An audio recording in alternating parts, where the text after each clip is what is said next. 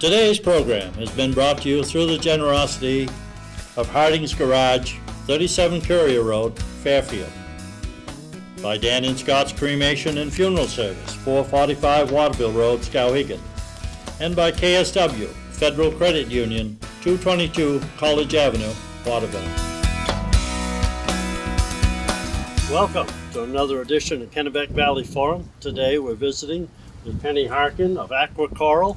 Penny, thank you for allowing us to come into your shop today and talk about coral and how you raise it and all the saltwater fish and all the stuff that you do. Well, thank you for coming, Clyde, and welcome to my humble abode. All right, let's bring it in.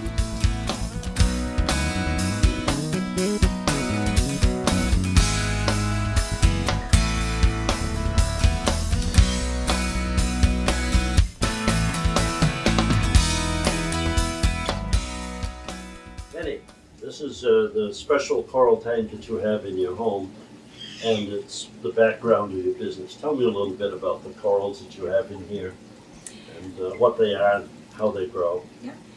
Well, this is the original tank that started my business, AquaCorals. Basically, my husband and I started with a freshwater aquarium, and we saw saltwater, and I had to have it, so Yeah. one of the beautiful things about saltwater is everything's alive. And when I went to stores and I started to see the corals, which are animals, but they grow like flowers, I had to have those too. Yes. Which, heads up everyone, this is an addictive hobby. Yes. Because you do want one of everything you see. When I figured out how to set up my own aquarium in a healthy fashion, though, is when they all started to grow out of my tank. Just like a flower garden, they will overgrow each other. As you can see how huge these corals are. Which led me to have to trim them like a plant. Oh, really? Yes, Yeah. and I couldn't throw away the pieces that I cut, so I started to make little baby corals, like potting a little cutting from your plant, and I got really good at that, and Wow.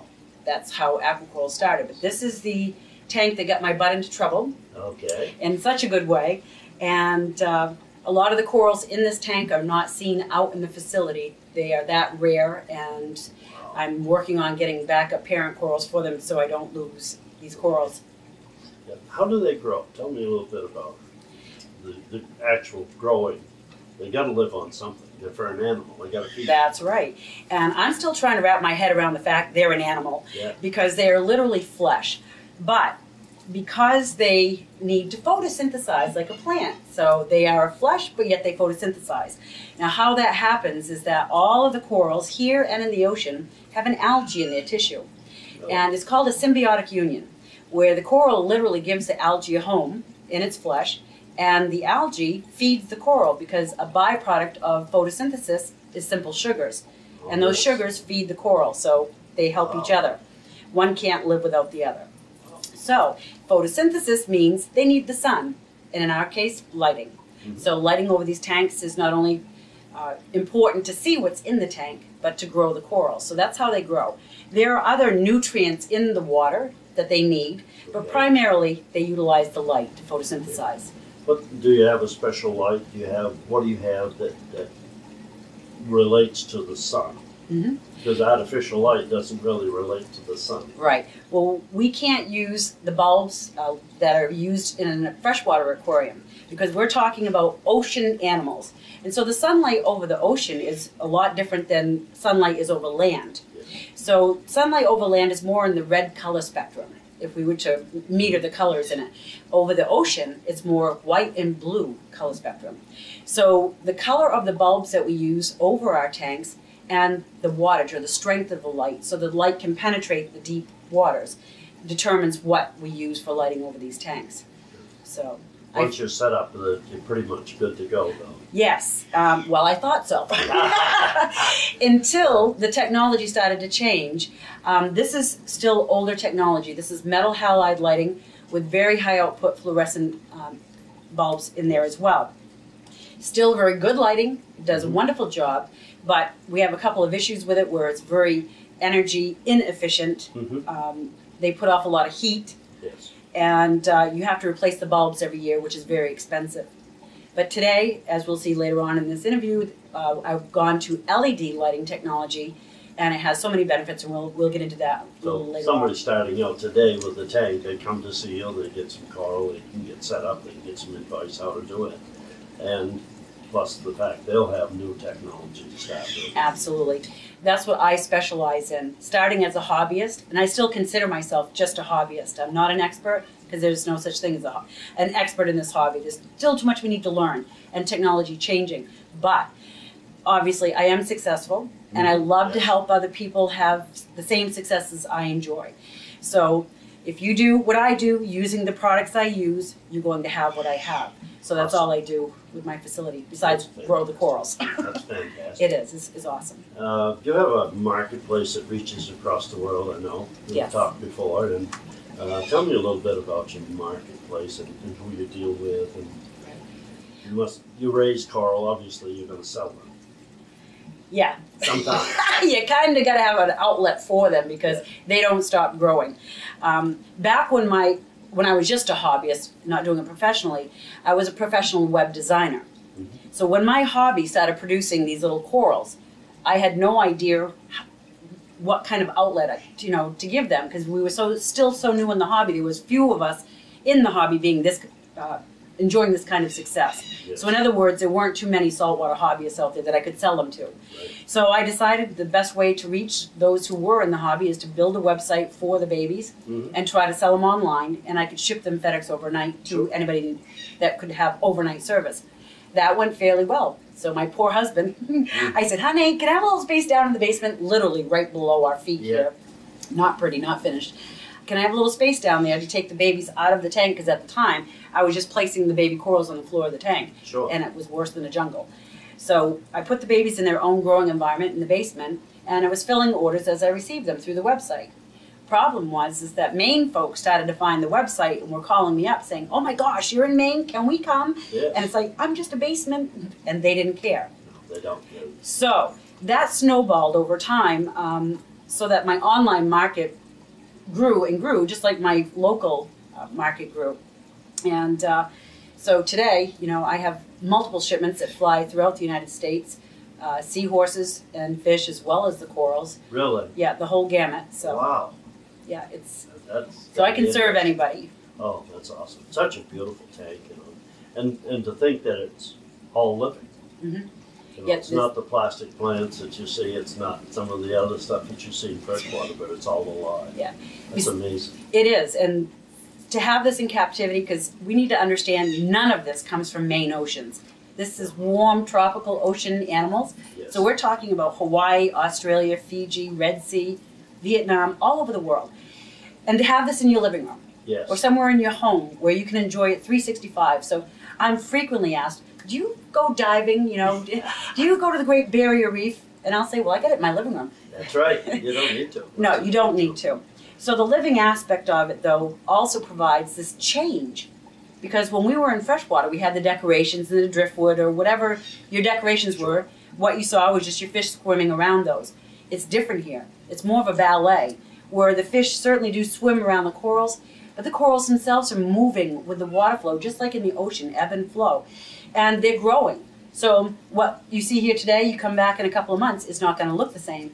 Hopefully they're going to be bigger, or they might be a little smaller because Penn cut them. Yes. Gave them a haircut. Yeah. But they'll come back and continue to grow. Absolutely. That's amazing. Yeah. That's really unbelievable to look at a tank and see everything that's alive. And about the water flow, and because you got to have salt water, obviously. You got to have a certain salinity to it. Yeah. How do you maintain that? That's easy. We fortunately have specially formulated salt that's available to us in the industry. So we just basically have to have a container to put water in and put so many cups of salt in, and that's how we make up the salt water to use on our tank. Now, maintenance on these requires about a 10% water change once a week. So I make up my 10% of water. Let's say, for instance, this is a 180-gallon tank. Plus it's some part of the system. I round it to a 200-gallon system. That's 20 gallons of water that I need to pre-make up before I do a water change. So I'll draw out my 10%, refill it, and done. So there's no guesswork anymore. We don't have to be mad scientists dosing this and that, because we know there's certain levels of calcium and strontium and all the trace elements in the ocean. But they formulated it in the salt for so that we don't have to worry about whether or not we're providing what's needed. They've come a long ways. A long ways. And the sad thing is, though, is that still in this industry, and I'm sure it's like this in other industries, there are so many products to choose from, including salt brands, and they're not all the same. You know, I kind of equate it to Chevette to Corvette. Yeah, you know? yes. Yeah. And when you've got this much heart and money invested in one of these tanks, you do not want to risk it on a Chevette. No. You know, and not that the Corvette in this case is much more expensive. We're talking literally pennies per gallon to make up using the better quality salt. But for a new hobbyist to kind of wade through all those products and that and try to figure out what's, you know, the best for their system, it's scary. So they don't have to be scared with me because I only sell what I use myself. So it produces this. So you can get them right from ground zero to a running operation. Absolutely. And it's saltwater, actually, as I've learned over the years, is a lot easier to maintain than freshwater at the end of the day. If it's set up right. Yeah. Sad to say, there are still stores that will sell a person a hang-on mechanical filter that was designed literally for freshwater application, not for saltwater. Right. And that's how I learned the hard way what not to do with my own hobby before I went professional, because I tried to apply all of our freshwater techniques and equipment to my saltwater tank, and it didn't work. But I'm a stubborn French lady. Yeah. I said there's got to be a way to make my tank healthy. So when I started simplifying my systems, I started looking at Mother Nature. Where's Mother Nature's filter? Yeah, that's right. All right, step back. What is a filter? Yes. It's where the good bacteria lives that breaks down the waste in the system, right? That's right. So how does Mother Nature do it? Where's her bacteria? Well, there's a heck of a lot of sand and rock in the ocean. Yes, sir. So if I put enough of that in my tank, will it work? Well, after trial and error of a little bit of this, a little more of that, came up with what I call the recipe for setup. And it works for anyone right across the board. So it goes back to if you do what I do, right, using the products that I use. So I'm not like other stores where I sell, again, like 5 brands of salt or, you know, I only sell what I use myself. So everybody can feel comfortable and relaxed when they come into my facility. Sure. They're going to get it straight. If they like what they see, they can expect that at home. Yes. And I hold hands all the way through it. Yep. It's What easy. about contamination in water? You have a lot of homes with children that like to dabble in the water and stuff. Did you notice the open top tank here? Yeah. There's no covers. Yeah. That's not really an issue in that. First of all, I'd like to think that good parenting and that would stop that. would stop that. Yeah. But you know, I find too, as a mother myself, and children that come into my facility. Now, when we look out there a little later on, you'll see there's no covers out there and very low tanks, very accessible to children. So I frequently have to, you know, watch them. Yes. But when I explain to the children when they first come in that all these fishies can see you and they can hear you and they don't know who you are, so if you walk around slow and you just stand there, they're going to come say hi to you. That's right. Don't put your hands in the tank because it can make them sick. That's because right. if we have soap or lotion, those are contaminants. Yeah. So I explain these things to the children. They're in such awe, you know. And of course we have Dory and Finding Nemo, so they don't want to hurt Dory and Finding Nemo. No, no. So when we explain to the children that, you know, there are ways to love the fish and there are some ways we can hurt the fish, they are more than happy to love the fish. Right. No, and then they're such a good age to learn. Absolutely. It's fantastic. Yeah. Oh, you said you had some unique coral here. Talk a little bit, if you would, about those unique coral that you don't want to lose. Yeah. Well, one of the things that I've done over almost 20 years now, I feel old saying that, but is when I actually buy corals that are collected by divers throughout the world. I buy them, bring them in, and I select what I feel are the most beautiful. And I keep them and grow them and then share them through my aquaculture efforts. Well, some of these corals are now probably 18 years old. Wow. And a story I want to share just briefly is I have a customer out in California that's placed multiple orders from me. And I actually had the courage one day to ask this lady, why are you buying from me way in Maine when California is the biggest port of entry for the U.S. for third world country imports? So they have a bazillion different little stores out there that cherry pick, the wholesalers out there, get the cream of the crop. So why is she ordering from me with huge expense to ship to California? Her response was, Penn, we're not seeing the corals that you offer here in our local stores. So I looked back at her orders and saw which one she had chosen and realized I don't see them either. Nope. And that mine that she had ordered were pushing 18 years old. Yep. So this is what I do is I take the rarest, grow them, hopefully keep them forever, and hopefully maybe someday we'll be able to replant them in the ocean someday. Now, not just me, but all my customers who are also successful and have to trim their corals, they might be able to participate in those efforts too. I'm praying that we don't have to ever, Yeah. but if we're called upon it, you know, we'll be able to replace some of those that were lost, we're not seeing anymore.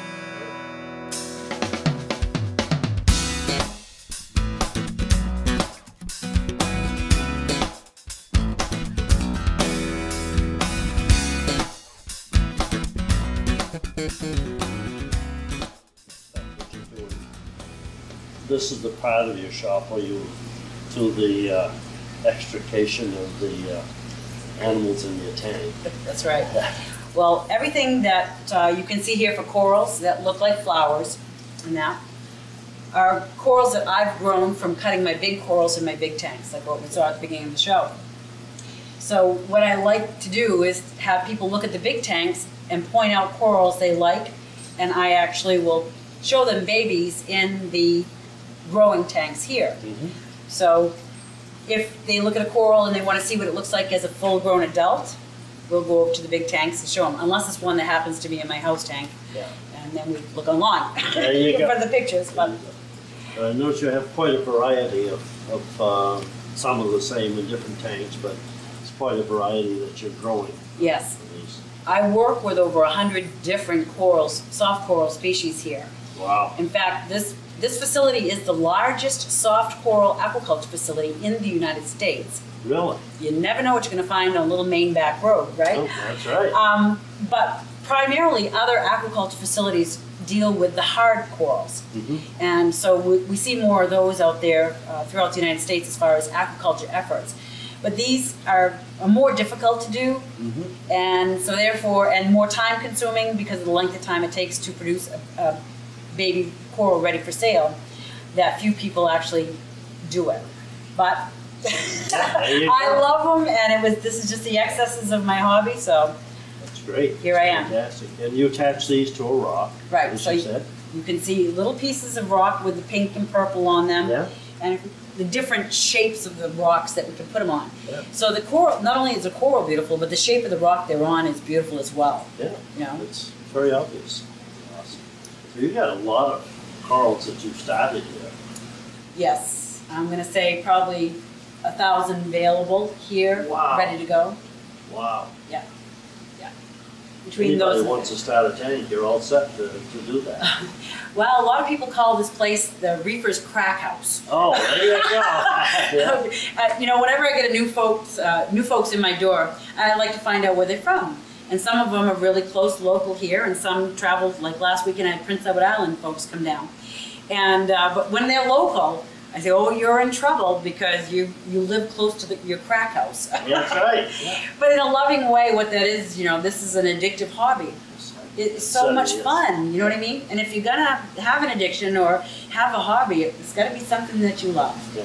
you know? Absolutely. Don't get a tank just for the sake of having a tank. No, or, you know, the kids watching the Yeah. show tanked, or Right. Finding Nemo even, you know? We don't put Nemo in a goldfish bowl. You know, if we choose to keep these animals, it's our responsibility to give them the best home we can. Absolutely. And so to do that, you come see me, and I'll show you how. Okay, Penny, this is your biggest tank you have in your shop here. Could you explain a little bit about how long you've had it, what's in it, Sure. how you've grown it? This tank is what I call my number one 220. It's 220 gallons, the tank alone. I have a second one in the facility as well, this big, but this one's the first large one in the AquaCorals facility that I set up, and it has my oldest fish in it as well. As we talked about before, these fish can literally live 25 or 30 years, and right in the middle of this tank right here is my 18-year-old. This is a Desjardins sailfin tang, and if she stretched out her fins, you'd see why they call them sailfins, because they get really big and beautiful. And some of these corals are some of my oldest ones as well in here, pushing again 18 years. This tank is not only a display tank, but it's also, you know, the corals are my parent corals that I cut from and make baby corals. So different corals are found in this tank than the one that's in my home and the other 220. They all have different corals because I kept diversifying the corals that I offered through the years. Good idea. Yeah, but a lot of these fish in here not only can live a long time, but everybody recognizes the one that I just booked. Yeah. The blue one is known as Dory on Finding Nemo. And so we have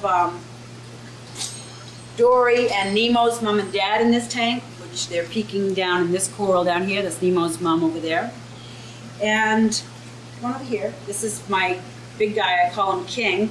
He's the boss of the tank. He's not a bossy boss, but he is respected by all the other fish as he's the top dog. It's fish are kind of like the wolf pack. There's the alpha down and omega down to the low man on the totem pole. So they've already decided who's going to be the boss and who's not. And King is the boss of this tank right here. So this is the #1 220-gallon reef display and parent coral tank here at the AquaCorals facility. And again, it's home to my oldest fish, the Disjardinii sailfin tank, as well as some of the